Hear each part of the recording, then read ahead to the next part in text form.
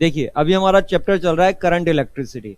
अभी तक हमने इसमें ओम्स लॉ तक स्टडी किया हुआ है, ठीक है। ओम्स लॉ पर बेस्ड हमने न्यूमेरिकल लास्ट टर्म पे देखे। अब आगे हम इस पे बात करेंगे। देखिए यहां पर आपको बताया था कि अगर टेम्परेचर इंक्रीज किया जाता है तो रजिस्टिविटी आपकी इंक्रीज होती है, और रेजिस्टेंस भी जो होता है वो भी आपका इंक्रीज होता है। अब ये जो रजिस्टिविटी और रेजिस्टेंस किस तरह से चेंज होते हैं टेम्परेचर इंक्रीज करने के कारण, उसके बारे में सबसे पहले यहां पर बात करेंगे। तो रेजिस्टिविटी एंड रेजिस्टेंस, ठीक है, उसका जो टेम्परेचर पे क्या इफेक्ट आता है वो बात करेंगे।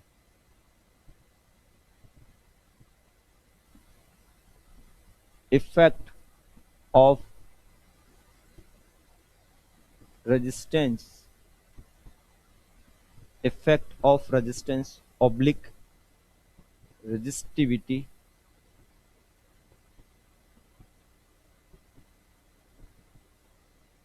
Due to change in temperature. Means आप यहां पर जो टेम्परेचर में जो चेंज कर रहे हैं उसके कारण रेजिस्टेंस और रेजिस्टिविटी है कंडक्टर की, उस पर किस तरह से इंपैक्ट आता है उसके बारे में यहां पर बात कर रहे हैं, ठीक।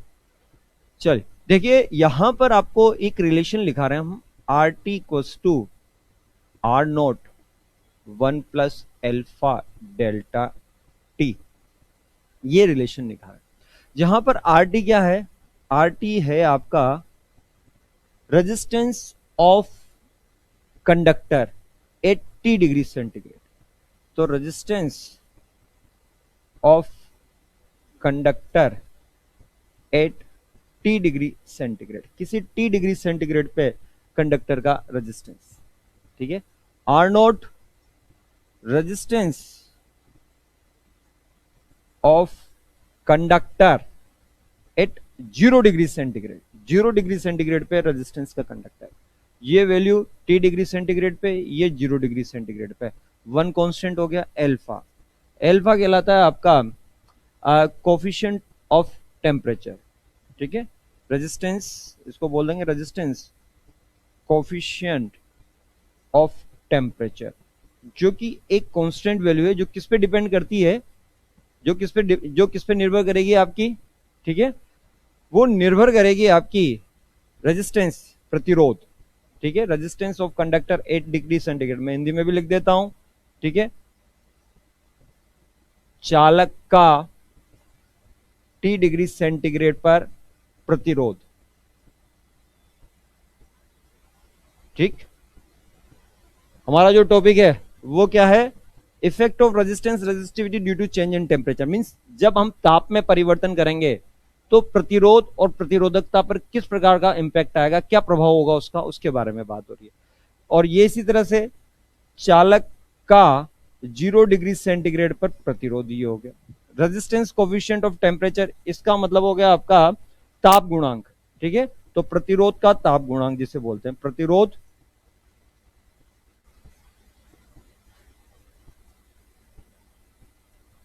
Delta T, change in temperature, change in temperature, ताप में परिवर्तन, ये आपको टर्म्स याद रखनी है, ये फॉर्मूला याद रखना है। अब देखिए भाई, ये जो रिलेशन है R T equals to R naught 1 + alpha delta T, उसी के सिमिलर एक रिलेशन और होता है, that is rho T, rho naught, rho zero 1 + alpha delta T. यहां पर ये रो टी कहलाएगा आपका रेजिस्टिविटी यानी कि प्रतिरोधकता 80 डिग्री सेंटीग्रेड, तो ये हो जाएगा resistivity of conductor 80 degree centigrade, चालक का टी डिग्री सेंटीग्रेड पर प्रतिरोधकता, प्रतिरोधकता या विशिष्ट प्रतिरोध, ठीक है। इसी तरह से रो नोट ये होगा resistivity of conductor at 0 degree centigrade, same वही resistivity of conductor at 0 degree centigrade, यानी कि चालक का 0 डिग्री सेंटीग्रेड पर प्रतिरोधकता, ये टर्म्स हो गए आपके। तो यहां पे रो टी और रो नोट, ये R T R note, one constant one constant, यहां पर भी एल्फा, यहां पर भी एल्फा, तो एल्फा क्या होगा, सेम होगा रेजिस्टेंस कोफिशिएंट ऑफ टेम्परेचर यानी कि प्रतिरोध ताप गुणांक या प्रतिरोधकता ताप गुणांक, और डेल्टा टी ताप में परिवर्तन। तो आपको ये फॉर्मूला याद रखने, ठीक है, ये फॉर्मूला याद रखना। ये वाला फॉर्मूला तब यूज करेंगे जब आपके ताप में परिवर्तन से आपके प्रतिरोध में क्या परिवर्तन हो रहा उस पर आधारित न्यूमेरिकल हो, और ये वाला तब यूज करेंगे जब प्रतिरोधकता वाले प्रश्न पूछे जाए। आई बात समझ में? चलो अब देखो मैं न्यूमेरिकल कराता हूं इसमें। अच्छा, न्यूमेरिकल कराने से पहले इस पे एक ग्राफ प्लॉट करते हैं। देखिए R T equals to R note one plus alpha delta T, ये रिलेशन निकाला हमने। इसको थोड़ा सिंप्लीफाई करेंगे और यहां पर एक ग्राफ प्लॉट करेंगे, वो देखिए किस तरह का ग्राफ होगा। आर टी, इसको मल्टीप्लाई कर देते हैं अंदर, तो ये R naught multiply by one, R naught हो गया, प्लस आर नोट एल्फा, ये मल्टीप्लाई हो गया, और ये डेल्टा टी हो गया। इसको थोड़ा सा रीअरेंज करता हूं मैं, R T equals to R note alpha, ये तो एक साथ आ गया, delta T plus R naught, इस तरह से अरेंज किया। अब मैं इसके ग्राफ प्लॉट करता हूं यहां पर।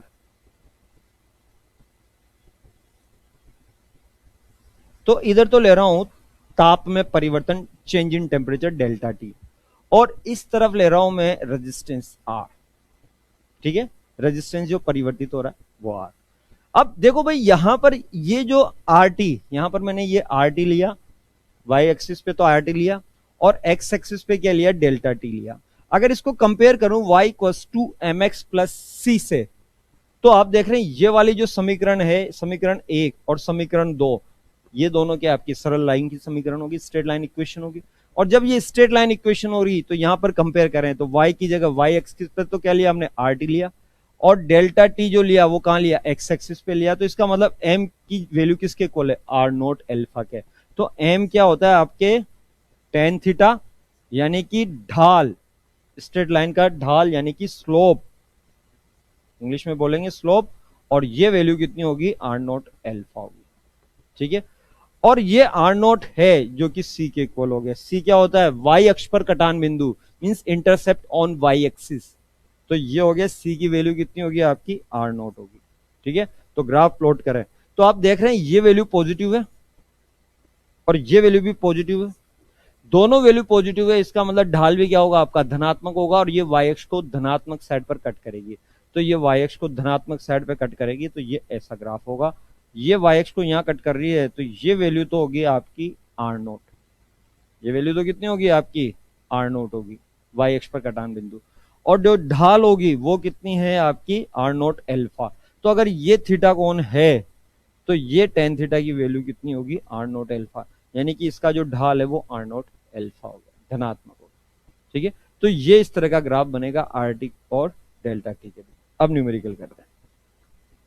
देखिए भाई इसमें जो न्यूमेरिकल्स पूछे जाते हैं वो डेटाबेस न्यूमेरिकल होते हैं, कोई कॉन्सेप्ट नहीं होता, सिर्फ आपको फॉर्मूला यूज करना होता है, R T equals to R note one plus alpha delta T, या rho T equals to rho nought one plus alpha delta T, ठीक है।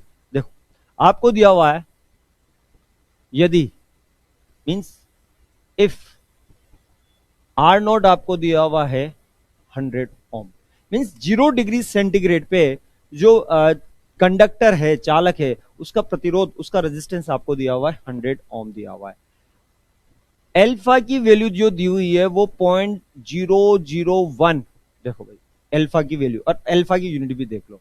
तो देखो ये R T equals to R naught, simplify किया था अभी हमने, देखो यहां पर देखो आर टी इक्वल्स टू ये वाली इक्वेशन, इसी से वापस लेते हैं, R T equals to R nought plus R note alpha delta T. इसको रीअरेंज करता हूं मैं, इस तरह से लिखता हूं, R T equals to R note alpha delta T आ गया।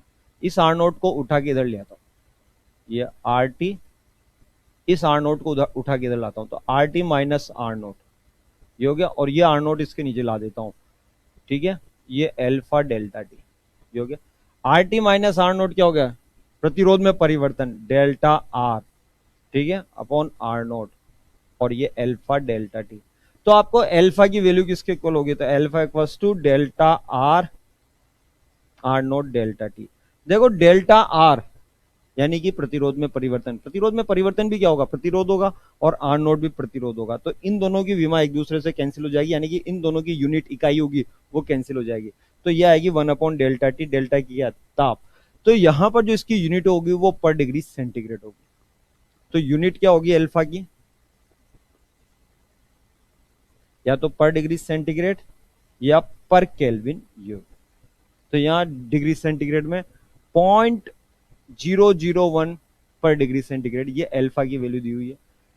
अब आपको बोला जाएगा कि 100 डिग्री सेंटीग्रेड पे इसका कितना जो रेजिस्टेंस होगा फाइंड आउट करें।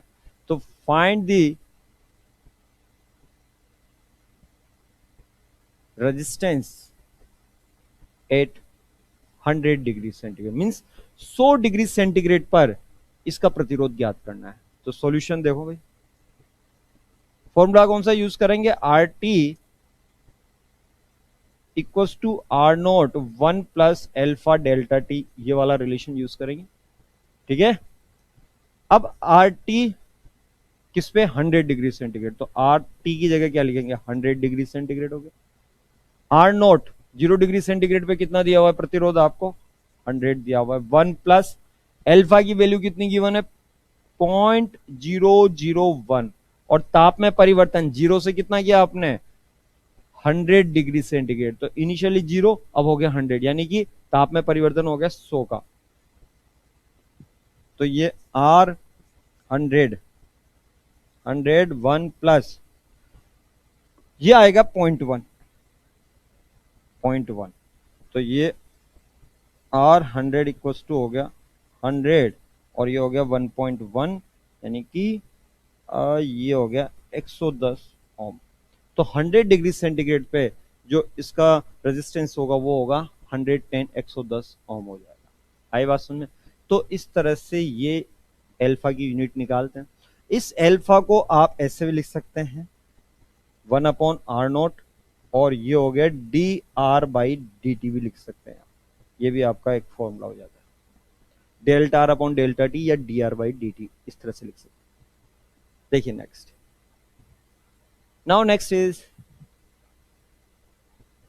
ये दिया हुआ है at 50 degree centigrade, at 50 degree centigrade resistance is 100 ohm. Means जब टेम्परेचर 50 डिग्री सेंटीग्रेड है तो प्रतिरोध है 100 ओम है, ठीक है। अब आपको निकालना है find the resistance at 100 degree centigrade. अब आपको 100 डिग्री सेंटीग्रेड पे प्रतिरोध निकालना है। अब आपको एल्फा दिया हुआ है यहां पर, वही ले लो 0.001 पर डिग्री सेंटीग्रेड एल्फा दिया हुआ, ठीक है। तो देखिए भाई सॉल्यूशन क्या होगा, R T equals to R naught 1 plus alpha delta T, इस रिलेशन को यूज करें। तो आर टी देखो सबसे पहले 50 डिग्री सेंटीग्रेड, तो यहां टी की जगह लिखो 50, आर नोट तो 0 डिग्री सेंटीग्रेड है, यहां दिया हुआ नहीं है तो इसको एज इट इज रखो, आर नोट 1 प्लस एल्फा की वैल्यू 0.001 और डेल्टा टी कितना है 50 डिग्री सेंटीग्रेड, जीरो से कितना ज्यादा 50, तो यहाँ 50 degree centigrade, this is equation number 1। अब नेक्स्ट है आपको find the resistance at 100 degree centigrade, ठीक है। अब आपको रेजिस्टेंस जो है 100 डिग्री सेंटीग्रेड पे फाइंड आउट करना है। तो देखो भाई आपको सबसे पहले आर नोट 100 ये फाइंड आउट करना है, ये हो गया R naught 1 plus 0.001 multiply by 100, ये हो गया 100 डिग्री सेंटीग्रेड पे, ये इक्वेशन 2 होगी।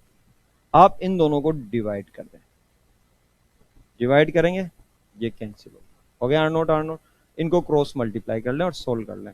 तो ये R50 कितना दिया हुआ है 100 दिया हुआ है, तो मैं R50 की जगह 50 डिग्री सेंटीग्रेड पे रेजिस्टेंस कितना 100, तो यहाँ पर 100 लिख देता हूँ। ठीक है, आर नोट कैंसिल हो गया, 1 प्लस, इसको सिंप्लीफाई करता हूं तो ये नीचे 1000, ठीक है, ये इससे कैंसिल हो गया तो ये 5, या यूं लिख सकता हूं 0.05 लिख सकता हूं, तो ये हो गया 0.05, ये लिख सकता हूं अपॉन ये R100 मुझे फाइंड आउट करना है, इसको एज इट इज, और ये हो गया मेरा 1 प्लस 0.1, ये 0.1।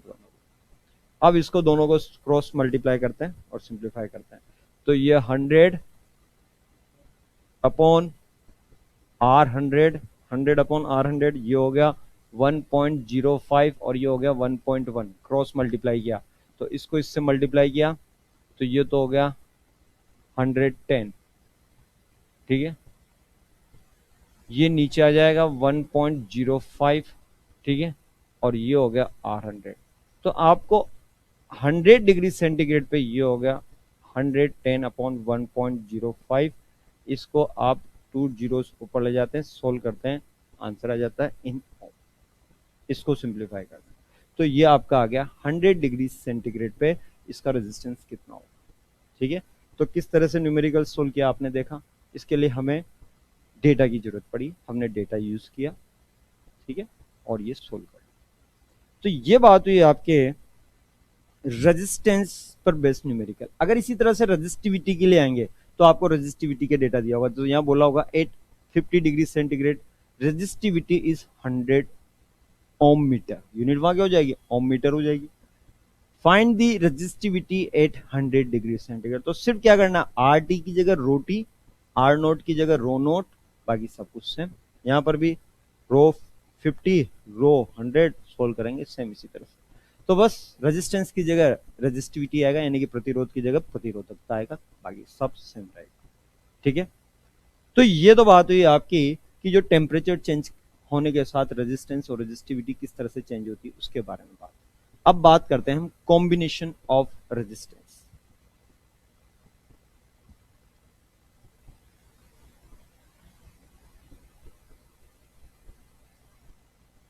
Combination of resistance, combination of resistance. देखिए कॉम्बिनेशन ऑफ रेजिस्टेंस की क्यों जरूरत पड़ती है, सबसे पहले उसके बारे में बात करते हैं। सपोज करो आपको कोई विशेष प्रकार के रेजिस्टेंस दिए हुए, जैसे कि आपको दिए हुए 10 10 10, सिर्फ 10 ओम के रेजिस्टेंस दिए हुए। अब आपको इनसे अगर 100 ओम का बनाना हो सकता है आपको इससे 5 ओम का बनाना हो, तो इसके लिए आप क्या करेंगे, इनको कॉम्बिनेशन में यूज करेंगे। तो आपको अगर 100 ओम की रिक्वायरमेंट है तो 100 ओम का बना सकते हैं, आपको अगर 5 ओम की रिक्वायरमेंट है तो आप 5 ओम का बना सकते हैं। कैसे, इसके बारे में हम यहां पर बात करेंगे। तो सबसे पहले बात करते हैं कॉम्बिनेशन ऑफ रेजिस्टेंस में सीरीज कॉम्बिनेशन। सीरीज कॉम्बिनेशन,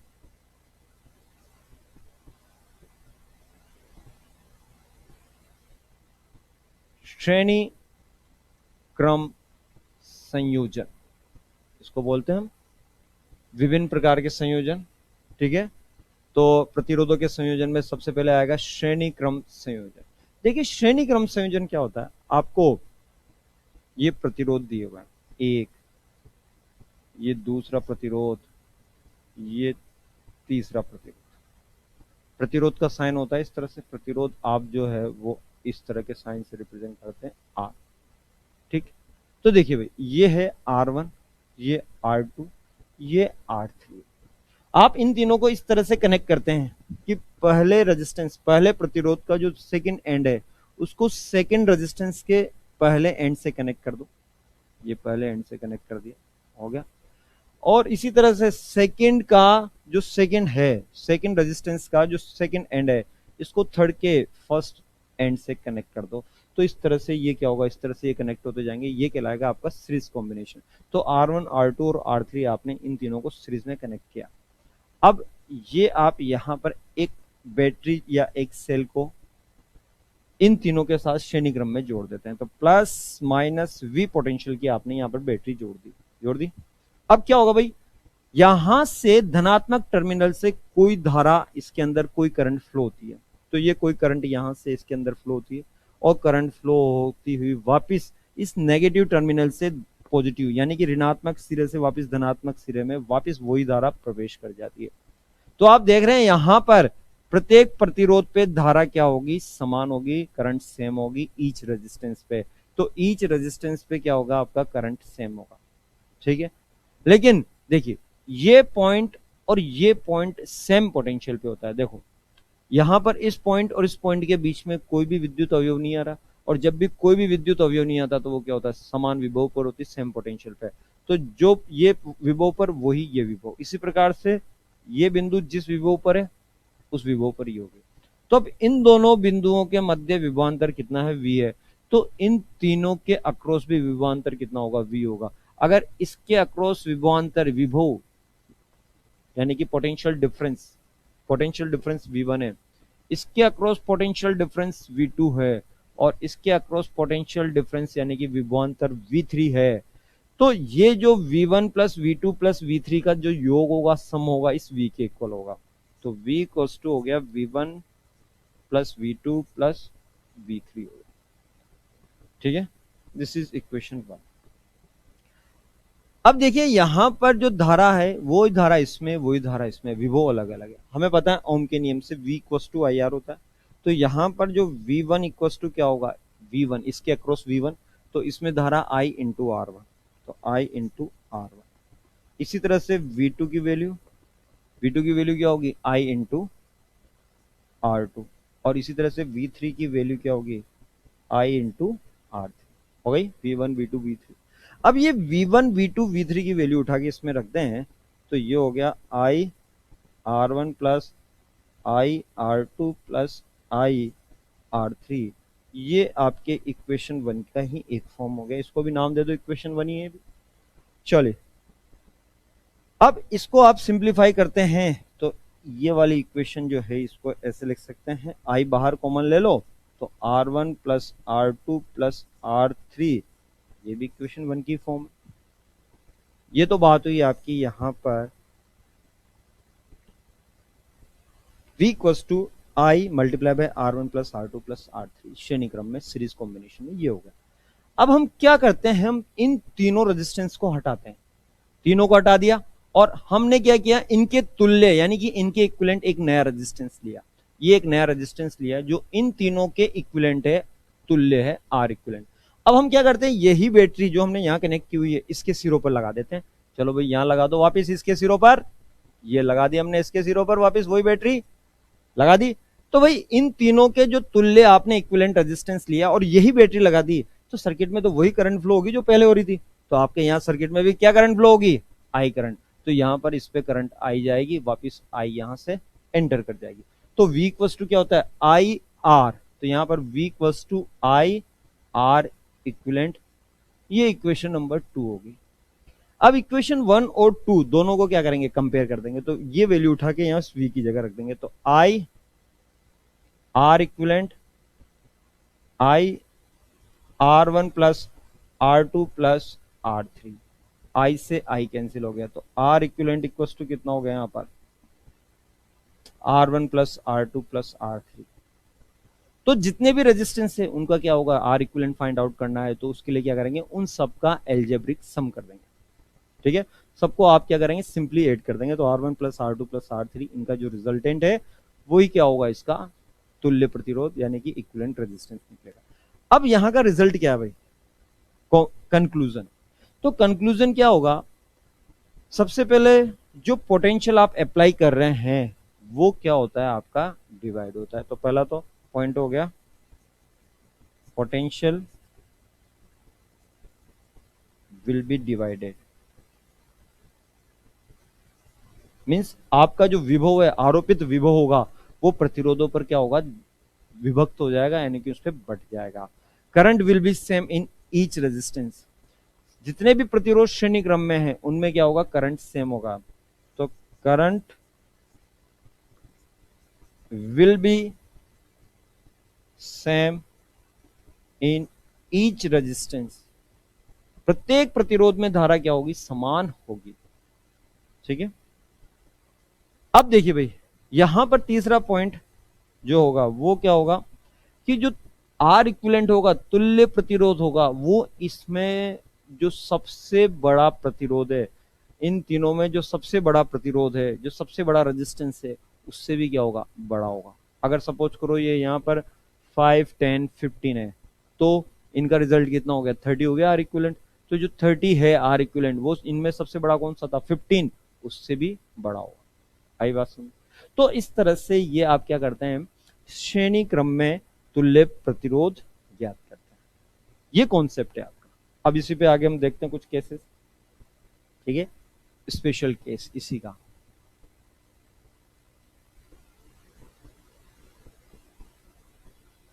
जिसमें हम क्या करेंगे, पोटेंशियल डिवीजन सीखेंगे। पोटेंशियल कैसे डिवाइड किया जाता है, पोटेंशियल डिवीजन सीखेंगे कि कैसे पोटेंशियल को हम डिवाइड करेंगे। चलिए भाई देखिए, ये आपने दो रेजिस्टेंस लिए R1 and R2, plus minus, ठीक है, ये V सोर्स। अब ये R1 R2 श्रेणी क्रम में है, तो इनमें दोनों में समान धारा जाएगी I, तो इस पे भी I, इस पे भी जाएगी। इसके सिरों पर जो विभव आरोपित होगा वो कितना होगा, V1, और इसके सिरों पर जो विभव आरोपित होगा वो V2 होगा। धारा समान, विभव आपका आपका V1 V2 हो जाएगा। अब सबसे पहले इसका R इक्विवेलेंट की बात करें, तो R इक्विवेलेंट तो सिंपली ऐड हो जाएगा, तो ये R1 प्लस R2 हो गया। अब पोटेंशियल को डिवाइड करना है कि पोटेंशियल क्या, भाई देखिए ये जो V होगा वो V1 प्लस V2 के इक्वल होगा, क्योंकि ये आरोपित विभव इन दोनों में बढ़ रहा है, तो V की वैल्यू V1 प्लस V2 हो जाएगी। अब देखिए दोनों पर जो करंट सेम है, तो I सेम होगा यहाँ पर, तो दोनों में क्या होगा, I सेम होगा। तो इस पे V1 equals to I R1, और इस पे भी V2 equals to I R2। यहाँ पर दोनों को डिवाइड कर दो, दोनों को जब डिवाइड करेंगे तो V1 अपॉन V2, I तो कैंसिल हो गया, और यहाँ क्या बचा आपका, R1 अपॉन R2 ये बचा, ठीक। अब देखिए भाई, अगर आपको निकालना है इस V1, निकालना है कि इस रेजिस्टेंस पे V1 कितना होगा, तो वही न्यूमरेटर डिनोमिनेटर यानी कि अंश बटे हर की थ्योरम लगाएंगे। तो हमें V1 फाइंड आउट करना है, तो V1 को तो ऊपर एज इट इज रखो, ऊपर एज इट इज रखो। अगर इस वाले प्रतिरोध पर आपको विभव ज्ञात करना है तो इसको एज इट इज रख दिया। अब इसको क्या करेंगे, हम नीचे ले जाके जोड़ देंगे, तो ये V1 प्लस V2 हो जाएगा। इसको हमने क्या किया, नीचे लाके ऐड कर दिया। इधर भी क्या करेंगे, ऊपर की तरफ एज इट इज रखेंगे और नीचे ले जाके इसको ऐड कर देंगे। तो V1 प्लस V2 क्या है, अप्लाइड पोटेंशियल, कि आप बैटरी से कितना विभव आरोपित कर रहे हैं। तो V R1 प्लस R2, तो V1 equals to R1 upon R1 plus R2 multiply by V, ये हो जाएगा। इसी प्रकार से V2 ज्ञात करना हो तो देखो भाई, यहां पर V1 है तो ऊपर R1 है, नीचे R1 प्लस R2 V है। इसी प्रकार से अगर आपको V2 ज्ञात करना है तो ऊपर ले जाके इसको ऐड कर दो, V2 को ऐड कर दो, और V2 नीचे एज इट इज रख लो, इसको भी ऊपर ले जाके ऐड कर दो, और नीचे R2 एज इट इज रख दो। V1 प्लस V2 कितना है, V2, और ये R1 plus R2 upon R2। आपको V2 चाहिए, रीअरेंज कर लो इसको, तो ये R2 upon R1 plus R2, V2 उधर ले गया, R2 उधर ले आया, R1 प्लस R2 नीचे आ गया, मल्टीप्लाई बाय V, तो ये क्या आ जाएगा, V2 आ जाएगा। तो इस तरह से ये क्या करते हैं, आप पोटेंशियल डिवीजन कॉन्सेप्ट लगाते हैं। अब हम बात करते हैं इस पर बेस्ड न्यूमेरिकल्स, सीरीज कॉम्बिनेशन में न्यूमेरिकल्स देखेंगे।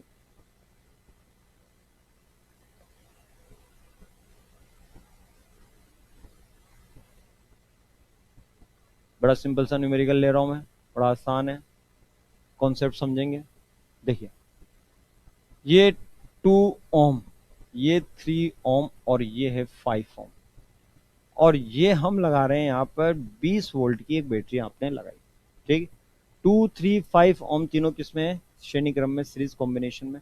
आपको फाइंड आउट करना है सर्किट में कितना करंट फ्लो होगा, परिपथ में कितनी धारा प्रवाहित होगी, और ईच रेजिस्टेंस पे यानी कि प्रत्येक प्रतिरोध पर कितना विभव आरोपित होगा, मींस ईच रेजिस्टेंस पे कितना पोटेंशियल ड्रॉप होगा, वो कैलकुलेट करना है। तो भाई देखिए, यहां से कोई धारा जाएगी I, वो इसमें इसमें इसमें इसमें तीनों में सेम जाएगी और वापस एंटर कर जाएगी। अगर इस पर इसके सिरों पर विभव V1 आरोपित, इसके सिरों पर विभव V2 आरोपित होता है, तो इसके सिरों पर V3 विभव आरोपित होता है। V1 V2 V3 ज्ञात करें। सबसे पहले धारा निकालना है अपने को, परिपथ में कितनी धारा होगी।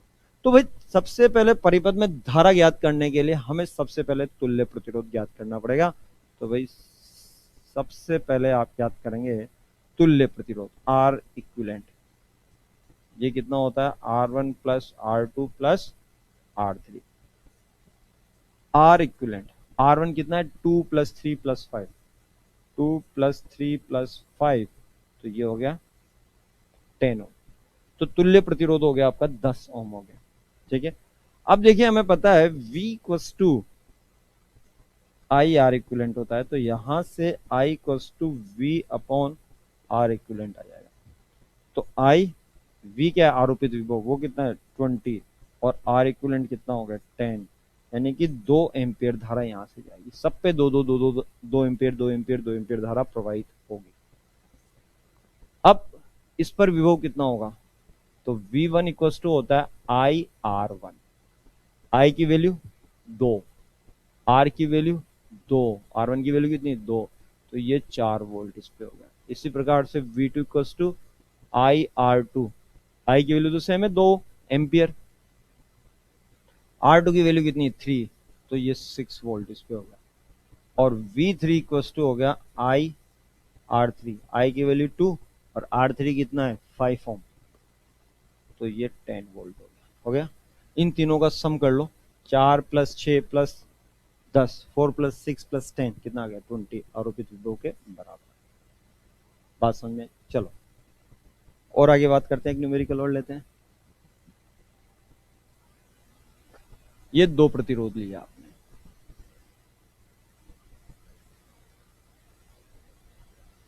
ठीक, ये आप ले रहे हैं 3 ओम और ये ले रहे हैं 5 ओम, और ये आपने 16 ओम की कोई बैटरी ले लिया। अब आपको ज्ञात करना है परिपथ में कितनी धारा प्रवाहित होगी, ईच पर विभव कितना होगा, ये ज्ञात करना है। ठीक है, सबसे पहले अगर धारा ज्ञात करनी है तो हम धारा ज्ञात करने के लिए क्या करेंगे, सॉल्यूशन देखें। सबसे पहले R इक्विवेलेंट निकालें, वो कितना है R1 प्लस R2। तो R equivalent R1 plus R2 3 plus 5, तो ये 8 ओम। ठीक, I परिपथ में कितनी धारा प्रवाहित होगी, वो है I। तो यहां पर जो धारा I होगी वो कितनी होगी V upon R equivalent, V upon R equivalent. V कितना आपका 16/8, तो यहाँ भी कितना हो गया 2 एम्पियर, 2 एम्पियर इस पे जाएगी। तो 2 एम्पियर यहाँ 2 एम्पियर यहाँ, तो इसके सिरों पर V1 और इसके सिरों पर V2 विभव आरोपित होगा। तो V1 निकालना है, तो V1 तो हो गया, एक तो तरीका हो गया IR1। IR1 I की वैल्यू कितनी है 2 और R1 की वैल्यू कितनी है 3, तो 6 वोल्ट। और V2 की value IR2 2 multiply by 5, R2 की वैल्यू कितनी है 5, तो ये 10 वोल्ट हो गया। तो आगे 6 प्लस 10 16 हो गया।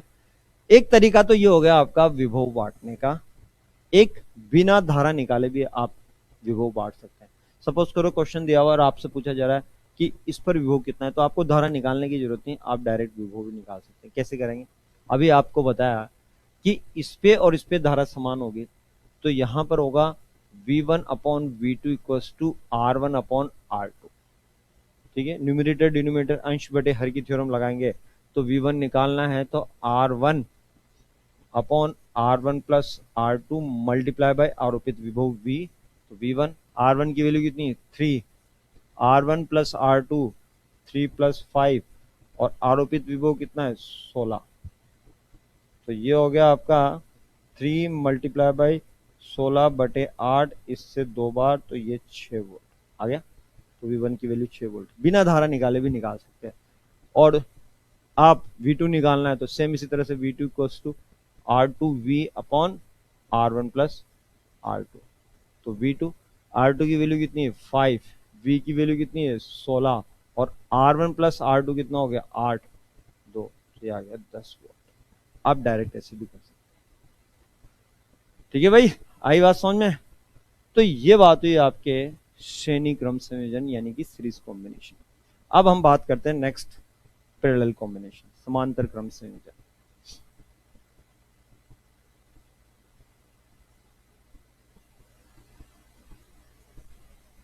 पैरेलल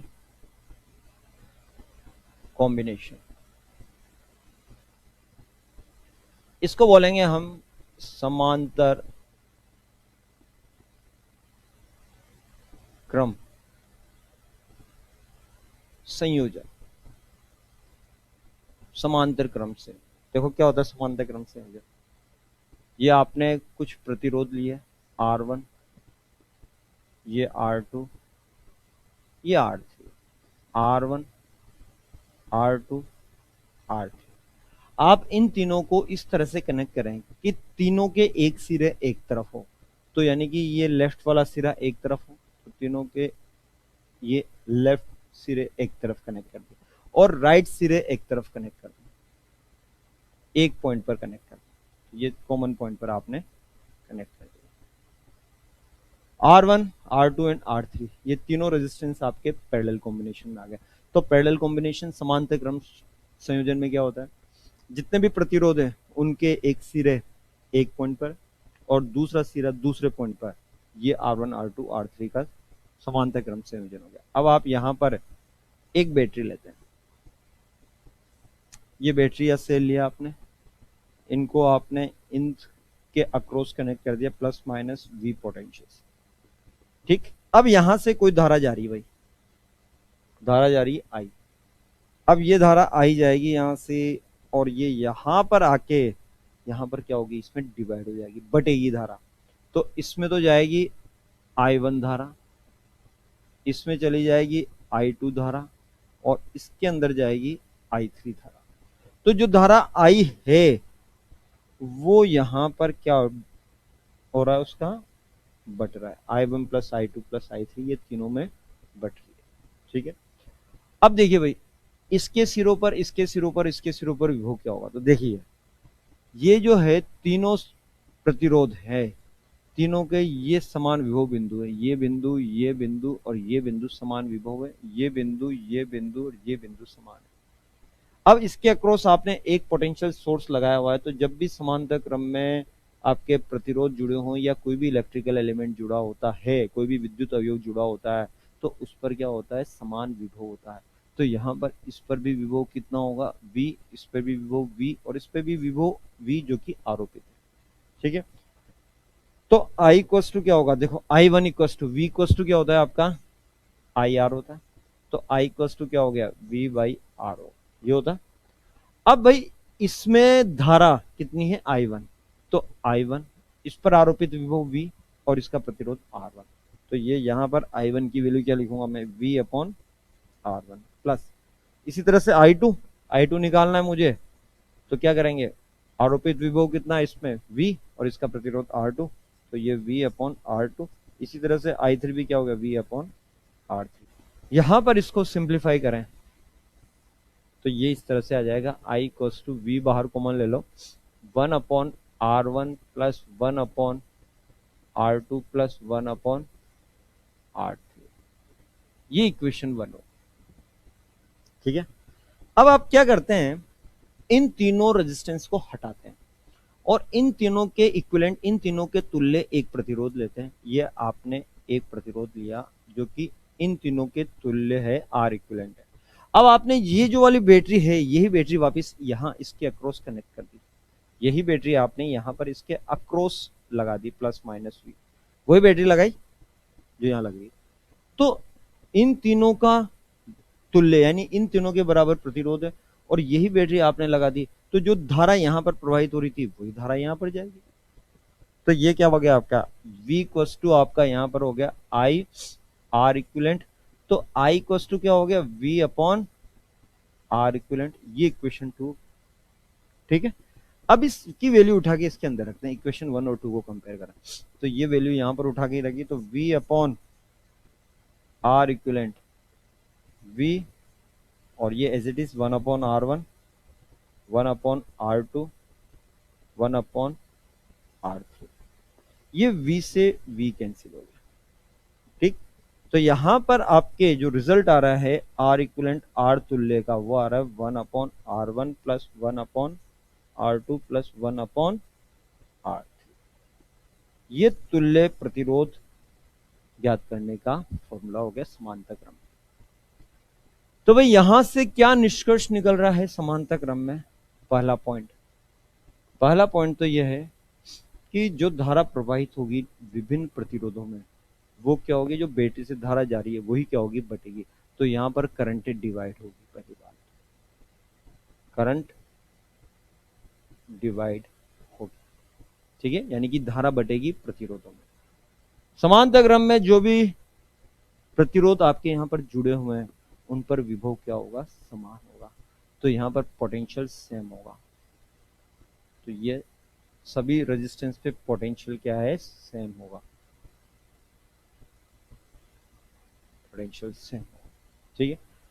अब देखिए भाई, इसमें जो आर इक्विवेलेंट होगा, आर इक्विवेलेंट, उसकी वैल्यू इन तीनों में जो सबसे छोटा है उससे भी क्या होगी, छोटी होगी। तो यहां पर जो तीनों रेजिस्टेंस है उसमें सबसे छोटे से भी क्या होगी, आर इक्विवेलेंट वैल्यू सबसे छोटी होगी, ठीक है। तो अगर ये यहाँ पर तीनों की वैल्यू सपोज करो ये 3, ये 4, ये 5 है, तो इनमें सबसे छोटा कितना है, 3। तो आर इक्विवेलेंट जो होगा उसकी वैल्यू 3 से भी कम होगी, ठीक है। तो ये बात हुई आपकी पैरेलल कॉम्बिनेशन की। अब हम बात करते हैं इस पर बेस्ड न्यूमेरिकल।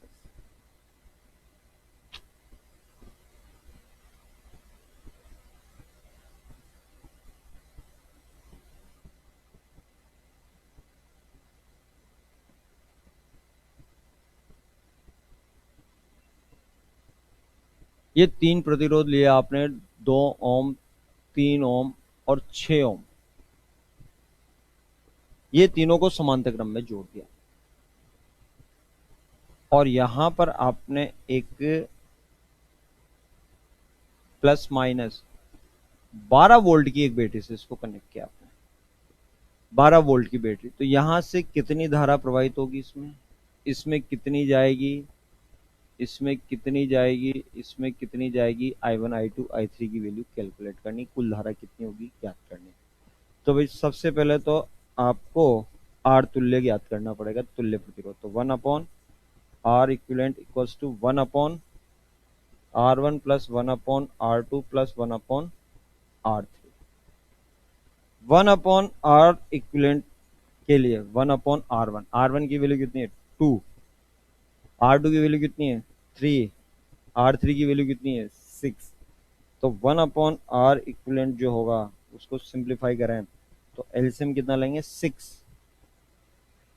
चलो तो इसको डिवाइड करेंगे 3, 2 जो 6 है वो 2 से 3 टाइम्स, 3 मल्टीप्लाई बाय 1 3, ये 3 डिवाइड होगा, ठीक है। 3 को डिवाइड करेंगे हम, 6 को डिवाइड करेंगे हम 3 से, तो ये 6 divide by 3 2, 2 multiply by 1 2, 6 divide by 6 1, 1 multiply by 1 1। तो ये आपका हो गया 6/6 1। तो आपका जो आर इक्विवेलेंट आ रहा है यहाँ पर, ये 1/R इक्विवेलेंट की वैल्यू है 1। तो आर इक्विवेलेंट की वैल्यू भी कितनी हो जाएगी, 1 ओम हो जाएगी, ठीक। अब यहां पर जो करंट होगी आई, धारा, ठीक है, वो कितनी होगी, I equals to V applied upon R equivalent. V कितना अप्लाइड कर रहे हैं, 12 वोल्ट, और आर इक्विवेलेंट कितना, 1। तो जो होगी करंट 12 एम्पियर करंट यहां से जाएगी, यानी कि यहां से 12 एम्पियर करंट फ्लो होगी। अब 12 एम्पियर करंट फ्लो होगी तो क्या होगा, इसके अंदर जो करंट है वो डिफरेंट है लेकिन पोटेंशियल सेम होगा। तो ये 2 ओम, 3 ओम और 6 ओम, इसके अक्रॉस कितना कनेक्ट किया हुआ है, 12 वोल्ट। तो इस पे भी 12 वोल्ट और इस पे भी कितना होगा आपके, 12 वोल्ट। तो I1 की जो वैल्यू होगी, I1 ये होता है V/R1। V कितना है इस पे, इसमें धारा जा रही है I1, तो इस पे आरोपित कितना है, 12, और R1 की वैल्यू कितनी है, 2, तो ये 6 एम्पियर जाएगी। I2 V/R2, V की वैल्यू कितनी है, 12, और R2 की वैल्यू कितनी है, 3, तो ये हो गया 4 एम्पियर हो गया। I3 V upon R3, V upon R3। V की वैल्यू कितनी है 12 और R3 की वैल्यू कितनी है 6, तो 2 एम्पियर। देख रहा हूँ 6 प्लस 4 प्लस 2 कितना होगा 12 एम्पियर, तो 12 एम्पियर के इक्वल ही आगे जो हमने यहाँ से। अब यहाँ से आपको एक निष्कर्ष निकल रहा है कि भाई जो प्रतिरोध आपका सबसे छोटी वैल्यू का है उसमें क्या हो रहा है, सबसे ज्यादा करंट फ्लो हो रही है, सबसे ज्यादा धारा उसमें जा रही है, और जो सबसे बड़ा है 6 ओम का उसके अंदर सबसे कम करंट फ्लो हो रही है। तो जो समांतर क्रम मतलब जब भी पैरेलल कॉम्बिनेशन होता है तो जो रेजिस्टेंस सबसे बड़ी वैल्यू का होता है उसमें सबसे कम, और जो सबसे कम वैल्यू का होता है रेजिस्टेंस उसमें धारा करंट सबसे ज्यादा होती है। सीरीज में क्या होता है आपका, जितना बड़ा रेजिस्टेंस उस पर पोटेंशियल क्या होता है उतनी ही अधिक होती है। करंट तो सब में सेम होती है, यहाँ पर पोटेंशियल सेम होती है, सीरीज में क्या होती है करंट सेम होती है। यहाँ पर क्या डिवाइड हो रही, करंट डिवाइड होती है, वहां क्या होती है पोटेंशियल डिवाइड होती है। तो वहां रेजिस्टेंस पे जो पोटेंशियल होगी, ठीक है, तो सबसे ज्यादा पोटेंशियल किस पे होती है, जिसका रेजिस्टेंस सबसे ज्यादा होता है। यहाँ करंट सबसे ज्यादा किस पे होती है, जिसका रेजिस्टेंस सबसे कम होता है उस पर सबसे ज्यादा करंट फ्लो होती है। ठीक है, चलिए अब इसका एक स्पेशल केस देखते हैं।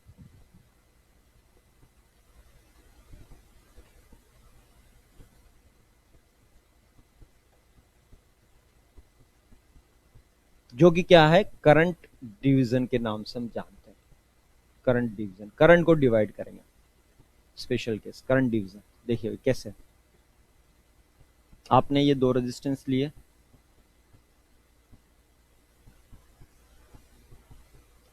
R1 एंड R2, इसको आपने V पोटेंशियल से आपने कनेक्ट कर दिया। ठीक है, इसमें करंट यहां से I फ्लो होगी, ये यहां आके डिवाइड होगी, इस पे जा रही है I1 तो इसमें जाएगी I2। ठीक है, जो अप्लाइड पोटेंशियल है वो तो दोनों पैरेलल में है तो दोनों पर तो क्या होगा सेम होगा, तो यहाँ पोटेंशियल तो सेम होगा, करंट डिवाइड होगी।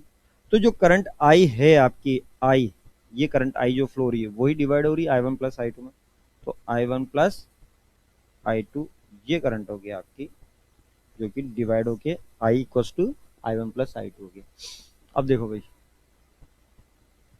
इसका रेजिस्टेंस निकालना सबसे पहले R इक्विवेलेंट, तो R equivalent 1 upon R equivalent equals to 1 upon R1 plus 1 upon R2। हम इसको सिंप्लीफाई करते हैं, 1 upon R equivalent as it is.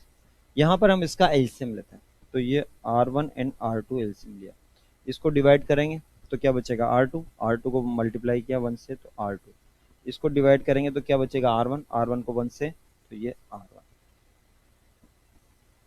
तो 1 अपॉन R इक्विवेलेंट की वैल्यू होगी, तो हमें तो R इक्विवेलेंट चाहिए होता, तो R इक्विवेलेंट इसको पूरे को उल्टा कर दो, इन्वर्स कर दो, उल्टा कर दिया तो ये पूरी वैल्यू उल्टी कर दी, तो R1 R2 upon R1 plus R2, तो R1 R2 upon R1 plus R2, ये रिलेशन होगा।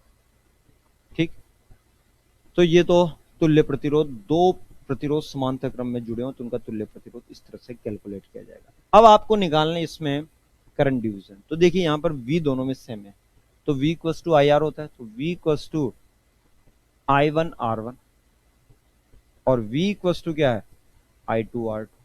यहाँ पर दोनों V की वैल्यू यानी कि दोनों इक्वल होगा, तो आपके I1 R1 equals to I2 R2 होगी। इसको रीअरेंज करें तो I1 अपॉन I2, इसको इधर ले आया तो R2 अपॉन R1 ये हो गया। चलिए भाई, अब I1 की वैल्यू निकालनी, तो वो न्यूमरेटर डिनोमिनेटर थ्योरम यानी कि अंश बटे हर की थ्योरम लगाएंगे। तो पहले ऊपर वाला एज इट इज रखेंगे, नीचे ले जाके इसको ऐड कर दो, तो I1 एज इट इज नीचे ले जाके इसको ऐड कर दिया, इधर भी R2 आपने एज इट इज रखा और इसको नीचे ले जाके ऐड कर दिया, I1 एज इट इज। अब I1 प्लस I2 किसके इक्वल है, टोटल करंट, टोटल धारा जो प्रवाहित हो रही है I, और ये हो गया आपका R2 upon R1 plus R2। तो रीअरेंज करें तो I1 की वैल्यू आ रही है R2 multiply by I R1 plus R2। तो भाई देखो यहाँ करंट I1 है, तो जो दूसरा रेजिस्टेंस है R2 मल्टीप्लाई बाई कुल धारा, कुल current upon R1 plus R2। इसी तरह से अगर I2 निकालेंगे तो I2 ये हो जाएगी R1, R2 की जगह क्या होगा R1 I upon R1 plus R2, ये ये इस तरह का रिलेशन आया था हमारे पास, कैपेसिटर में भी हमने देखा था, संधारित्र में सी equivalent C1 C2 upon C1 plus C2, लेकिन वो वहां कौन से केस में आता है, वहां आता है वो श्रेणी क्रम में, सीरीज कॉम्बिनेशन में। तो जो प्रतिरोधों का समांतर क्रम होता है वो संधारित्रों का क्या हो जाता है, श्रेणी क्रम हो जाता है, और जो प्रतिरोधों का श्रेणी क्रम होता है वो संधारित्रों का क्या हो जाता है, समांतर क्रम रिलेशन हो जाता है।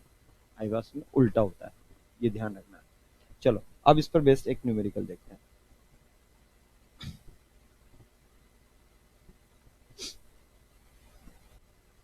ये दो रेजिस्टेंस लिया आपने, 3 ओम और ये लिया 6 ओम, ठीक है। इसको आपने एक battery plus minus 10 volt battery से आपने कनेक्ट कर दिया, 3 ओम 6 ओम पैरेलल में, और आपने इसको 10 वोल्ट बैटरी से कनेक्ट कर दिया। अब यहां से करंट फ्लो हो रही है आपकी आई, ठीक है। अब इसमें जाएगी I1, इसमें जाएगी I2, ठीक। आपको फाइंड आउट करना है I1 I2 की वैल्यू कितनी है, I की वैल्यू कितनी है, ठीक है। तो हम इसको देखो डिफरेंट कॉन्सेप्ट से सोल्व करते हैं। सबसे पहले हम इसका R इक्विवेलेंट निकाला है, तो R इक्विवेलेंट जो होगा तुल्य प्रतिरोध, वो कितना होगा समांतर क्रम में, तो 3 मल्टीप्लाई बाई 6। R इक्विवेलेंट का फॉर्मूला क्या होता है, R1 R2 upon R1 plus R2। अभी बताया आपको दो प्रतिरोध दिए हो तो R इक्विवेलेंट की जो वैल्यू होगी R1 R2 वो कितना हो गया, 3 multiply by 6 upon R1 plus R2 कितना हो गया, 3 plus 6। 3 multiply by 6 upon 3 plus 6 क्या हो गया, 9। ये 3 टाइम्स, ये 3 से 2 टाइम्स, तो R इक्विवेलेंट की वैल्यू जो होगी वो होगी 2 ओम। तो तुल्य प्रतिरोध जो आ रहा है यहाँ पर 2 ओम आ रहा है। आप देख रहे हैं इसकी जो वैल्यू है, जो इन दोनों में जो सबसे छोटा है उससे भी कम आ रही है। तो बताया आपको जो सबसे छोटा होगा उससे भी क्या होगी, कम होगी। नेक्स्ट R इक्विवेलेंट हो गया, 2 ओम हो गया। अब देखो भाई, अब आपको निकालना है इसमें धारा कितनी है, I1 और I2। देखो हमें पता है ये 10 वोल्ट यहाँ इन दोनों के समांतर क्रम में, तो हम डायरेक्ट भी निकाल सकते हैं। यहाँ पर भी इस पे भी 10 वोल्ट आरोपित होगा, इस पे भी 10 वोल्ट आरोपित होगा, हम डायरेक्ट भी निकाल सकते हैं। तो I इक्वल्स टू क्या होता है, V बाई आर, तो I1 equals to V upon R1। अब V कितना आरोपित हो रहा है इस पे, 10 वोल्ट, और प्रतिरोध कितना है, 3, तो ये हो गया 10/3 एम्पियर। ये तो हो गया 10/3 एम्पियर इस पे हो गया। अब इस पे निकालना है I2, I2 इक्वल्स टू क्या हो गया, V अपॉन R2। सेम उसी तरह से V कितना है 10, R2 कितना हो गया 6, 10/6 ये एम्पियर, यानी कि 5/3 एम्पियर ये हो गया, हो गया। ये तरीका होगा। अगर आप इसको I1 निकाले, नहीं अपन डायरेक्ट क्या कर सकते हैं इसको, जैसे कि अब देखो ये यहाँ पर 10 प्लस 3 प्लस 5/3 इन दोनों को ऐड करेंगे तो ये I की वैल्यू कितनी आ रही, तो I की वैल्यू कितनी आ रही, 10/3 प्लस 5/3 ये आ गया। तो 10/3 प्लस 5/3 आप सिंप्लीफाई करो, कितना आ रहा भाई, 15/3 मीन्स 5 एम्पियर आ रहा है। आप इसको यहां से करंट I जो है वो भी चेक कर सकते हो। I इक्वल्स टू क्या हो गया, V upon R equivalent. V कितना है 10, ठीक है 10 वोल्ट, और R इक्विवेलेंट कितना है देखो 2 ओम, तो यहां से भी आ रहा है 5 एम्पियर, ऐसे भी चेक कर सकते हैं, ठीक है। अब आपको अगर यहां पर करंट डिवीजन कॉन्सेप्ट लगाना है तो वो भी कर सकते हैं। I1 equals to R2 upon R1 plus R2 multiply by I भी कर सकते हैं।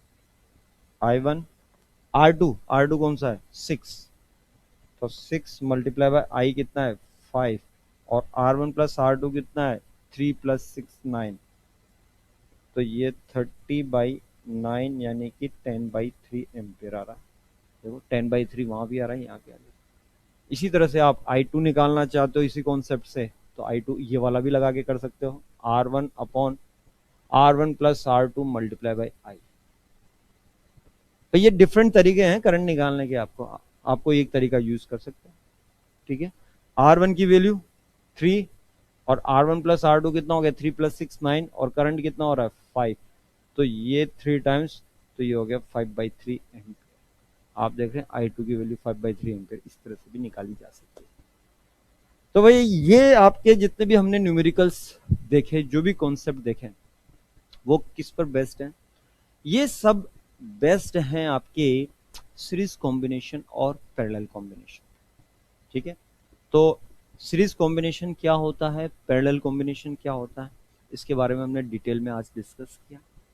ठीक है, अब हम नेक्स्ट क्लास में अब इन सीरीज कॉम्बिनेशन और पैरेलल कॉम्बिनेशन को लेते हुए, ठीक है, जिसको बोलेंगे मिक्स्ड कॉम्बिनेशन, और डिफरेंट केसेस जो डिफरेंट सर्किट है उनके आर इक्विवेलेंट कैसे फाइंड आउट किए जाते हैं, इन पर बेस हम न्यूमेरिकल करेंगे, जो कि हमारे कल के लेक्चर में